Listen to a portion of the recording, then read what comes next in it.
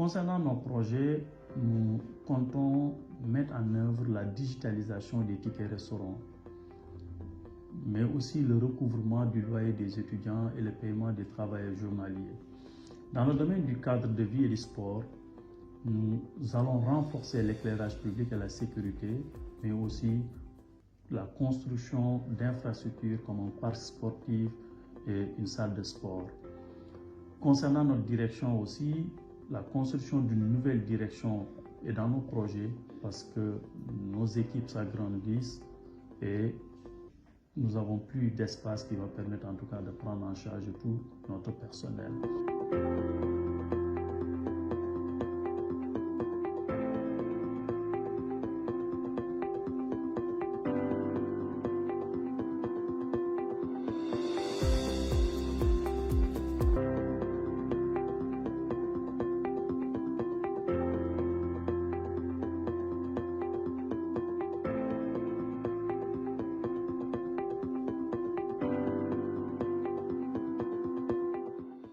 Vous me permettrez tout d'abord de remercier son Excellence, M. Bassirou Diomaye Diakhar Faye, et son Premier ministre, M. Ousmane Sonko, pour cette confiance lancée à ma personne pour diriger cette grande institution.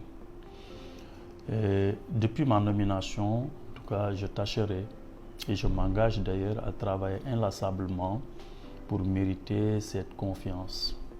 Ce sera certes une mission difficile, mais exaltante, dans le sens où ça consiste à rendre service à notre pays, à notre jeunesse et particulièrement à notre jeunesse estudiantine.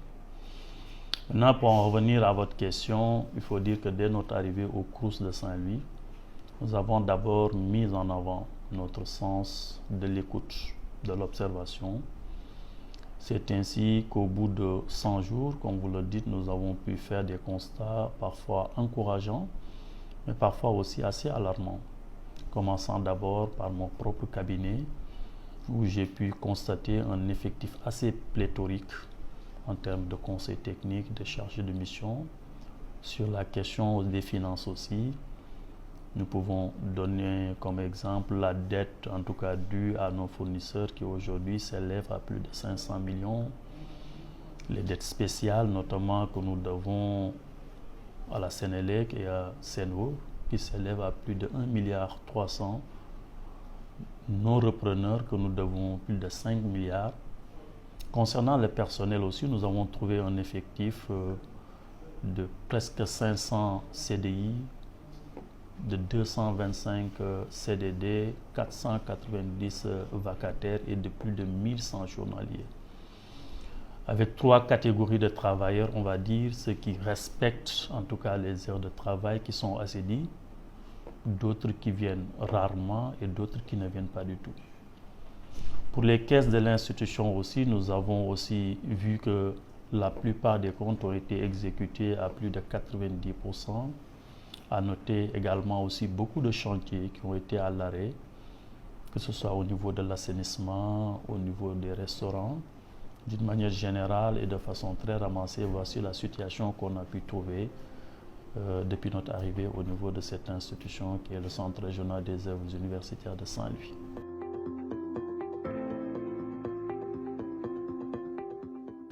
Concernant le style de management que nous avons abordé dès notre arrivée, et que nous avons privilégié un management par l'exemple. C'est-à-dire, on s'est dit qu'il est bon de rappeler les règles à tout le monde, mais c'est encore mieux quand tu es le premier, en tout cas, à faire en sorte que ces règles soient appliquées, c'est-à-dire que vous l'appliquez en premier. Et en donner l'exemple de ce qu'on appelle de l'assiduité, de ponctualité et d'accessibilité pour que aussi le personnel puisse avoir accès à vous. Et je crois qu'on est en train de faire beaucoup d'efforts dans ce sens et de faire en sorte qu'à chaque fois que des instructions et à chaque fois qu'en tout cas des choses sont demandées, que nous soyons les premiers à en tout cas les faire. Par ailleurs, j'ai opté aussi par ce qu'on appelle un leadership axé sur l'inclusivité et la participation effective de tous les acteurs du Crous, administrateurs, personnel, chefs de service, étudiants, repreneurs. Cela a ainsi permis de faire retourner la confiance et la motivation, surtout du côté des travailleurs chez qui nous avons senti renaître l'espoir. À ce niveau de management par la proximité m'a permis aussi de comprendre que parfois certaines situations d'injustice vécues par les agents peuvent pousser au découragement et à la démotivation. Alors j'ai commencé par apporter une solution en rétablissant en tout cas certains agents dans leurs droits. Et nous avons en tout cas des exemples comme les contrôleurs de tickets, comme les agents de sécurité. Je pense que ça a été notre style de management que nous avons pu en tout cas impulser dans la dynamique que nous avons depuis 3 mois.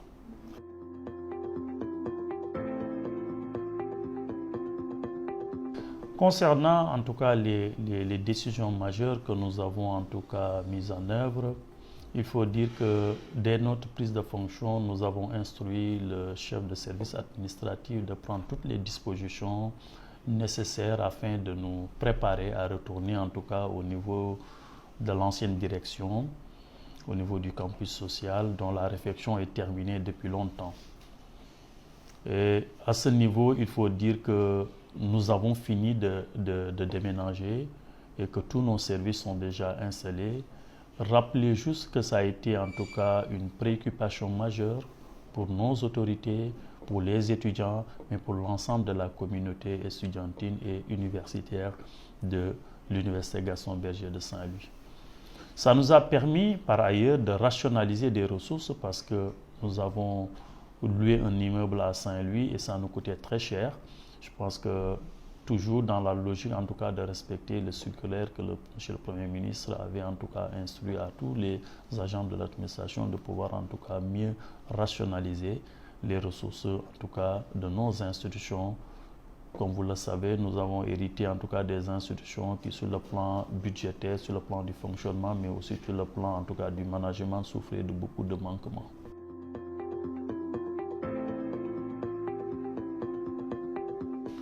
Pour ce qui est de la question de l'assainissement, il faut dire que ça a été une question en tout cas très préoccupante. Et dès mon arrivée au niveau du Centre régional des œuvres universitaires de Saint-Louis, le constat le plus alarmant, il faut le dire, a été de voir l'arrêt systématique des travaux d'assainissement qui a causé d'énormes préjudices dans le cadre de vie, en tout cas de nos pensionnaires. Il faut rappeler aussi que le réseau de l'UGB a été configuré, on va dire, pour 600 personnes, qui datent de 1990 et aujourd'hui nous avons plus de 19 000 en tout cas étudiants dans le campus et nous en profitons de cette occasion pour féliciter et encourager nos étudiants pour en tout cas le représentant au niveau de la commission sociale pour cette franche collaboration que j'ai eue avec eux depuis mon arrivée. C'était une collaboration axée sur la concertation, sur le dialogue, la compréhension mutuelle, mais aussi sur un langage de vérité. Et par rapport à cette question de l'assainissement, il faut le dire, c'est un dossier en tout cas qui a été piloté par les plus hautes autorités. Parce qu'il faut le dire, le 28 juin déjà, monsieur le ministre de l'Enseignement supérieur est venu faire en tout cas une visite au niveau de l'université. À la suite de cela, monsieur le Premier ministre est venu le 6 juillet accompagné du ministre en tout cas de l'assainissement et nous avons profité en tout cas de leur visite pour faire un plaidoyer afin que les travaux de l'assainissement puissent reprendre. Et il faut se féliciter et les remercier parce que depuis le retour, je pense qu'un coup d'accélérateur a été donné sur en tout cas l'exécution en tout cas des travaux d'assainissement. Pas plus tard que la semaine passée déjà, nous avons reçu la visite du directeur général de l'Office national de l'assainissement du Sénégal et l'entreprise qui est en charge en tout cas les travaux a donné des garanties et nous osons espérer que dans un futur très proche, les problèmes d'assainissement seront des problèmes en tout cas qui vont appartenir au passé et que nos étudiants pourront en tout cas vivre dans un cadre assez apaisé, mais aussi dans un cadre sécurisé avec des questions liées par exemple à l'assainissement qui sont derrière nous.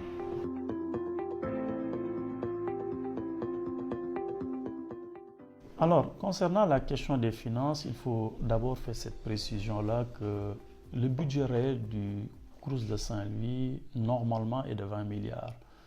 Mais nous fonctionnons concrètement avec la moitié du budget. C'est-à-dire que nous avons des budgets de moins de 11 milliards. Donc c'est à partir de ce moment qu'il faut comprendre le niveau d'endettement, en tout cas de la maison, cumulé bien sûr à l'absence d'une gestion, on va dire, non vertueuse des ressources de la maison.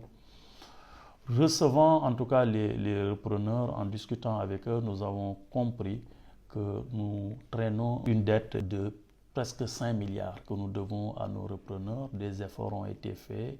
C'est lié aussi de les remercier, de les féliciter pour leur sens, en tout cas, du sacrifice, mais aussi les rappeler que nous avons ensemble une mission, en tout cas, de service public pour assurer, en tout cas, le bien-être de nos étudiants, pour qu'au moins qu'on soit plus, en tout cas, regardant sur la qualité, en tout cas, du service qui sera, en tout cas, demandé par rapport à leurs engagements. Et effectivement, nous traînons un fardeau très lourd au niveau de la dette, que ce soit au niveau des repreneurs, que ce soit au niveau des fournisseurs, que ce soit au niveau, en tout cas, de la Sénélec, au niveau de la CNO. Il y en a aussi, je l'ai dit, les comptes qui ont été épuisés à plus de 90% pour certains, ce qui fait qu'aujourd'hui, nous abordons le reste de l'année en étant optimistes que les autorités vont faire un effort. Mais sans cela, on va dire que ça va être très compliqué, en tout cas, de terminer l'année avec tous nos engagements que nous avons au niveau du Centre régional des œuvres universitaires de Saint-Louis.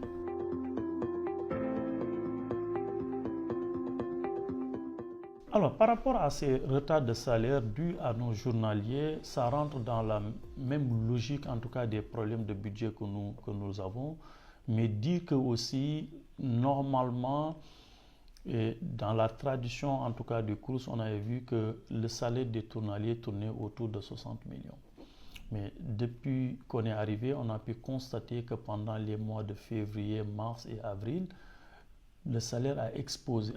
En tout cas, les salaires ont explosé, partant de 60 millions, jusqu'à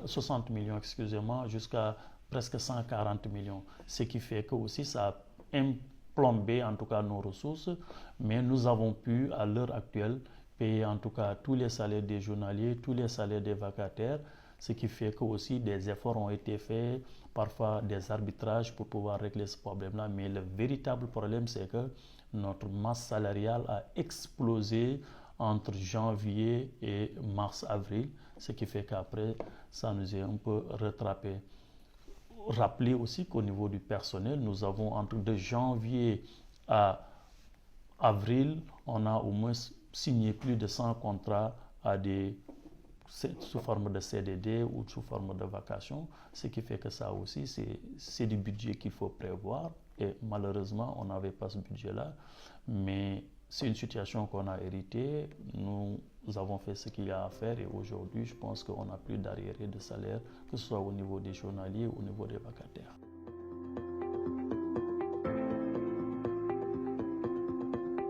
Concernant les travaux de vacances au campus, en général, les travaux d'entretien sont engagés pendant les vacances par nos services pour que tout puisse rentrer dans l'ordre dès les ouvertures.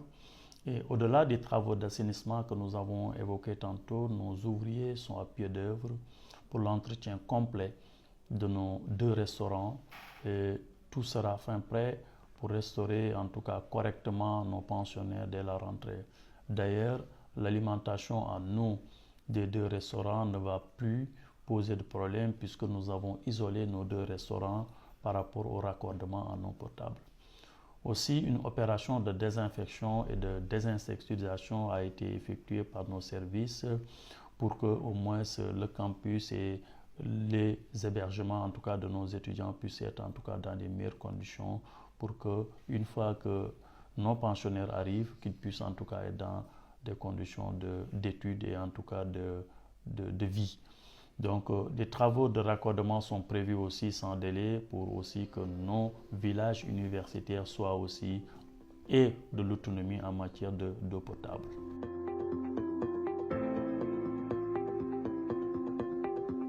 Concernant nos projets, nous comptons mettre en œuvre la digitalisation des tickets restaurants. mais aussi le recouvrement du loyer des étudiants et le paiement des travailleurs journaliers. Dans le domaine du cadre de vie et du sport, nous allons renforcer l'éclairage public et la sécurité, mais aussi la construction d'infrastructures comme un parc sportif et une salle de sport. Concernant notre direction aussi, la construction d'une nouvelle direction est dans nos projets parce que nos équipes s'agrandissent et nous n'avons plus d'espace qui va permettre en tout cas de prendre en charge tout notre personnel. Je m'engage aussi à poursuivre naturellement les projets d'aménagement d'espaces de détente dans le campus 1 et 2 pour ainsi créer un environnement propice à l'épanouissement et au bien-être de l'étudiant. Le secteur de la santé ne sera pas en reste, puisqu'en fonction des expressions de besoins, nous continuerons à équiper notre centre médico-social en logistique pour relever davantage le plateau technique. Nous comptons par ailleurs moderniser notre lingerie sous peu, mais aussi instaurer un système de pointage pour ce qui est de notre personnel, que ce soit des journaliers, les personnels permanents. Pour une administration beaucoup plus performante, on tend vers la mise en œuvre des fiches de poste, la création d'un manuel de procédure et en collaboration avec en tout cas le conseil d'administration de l'université, nous allons mettre en œuvre un nouvel organigramme qui puisse prendre en charge les nouvelles dynamiques de notre administration.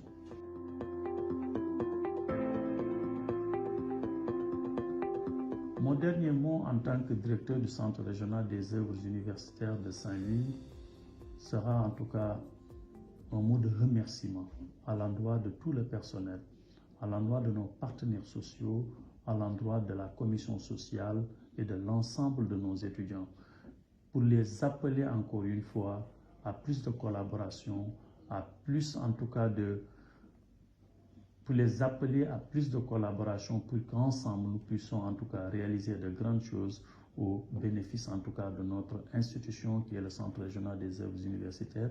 Mais je ne peux pas terminer sans rendre un hommage appuyé à notre défunt CSA, Dr Bassirou Gueye, qui nous a accompagnés pendant 2 mois dans la loyauté et dans le professionnalisme. Nous avons encore une pensée pieuse à l'endroit de ce grand monsieur qui nous a quittés. Que la terre lui soit légère.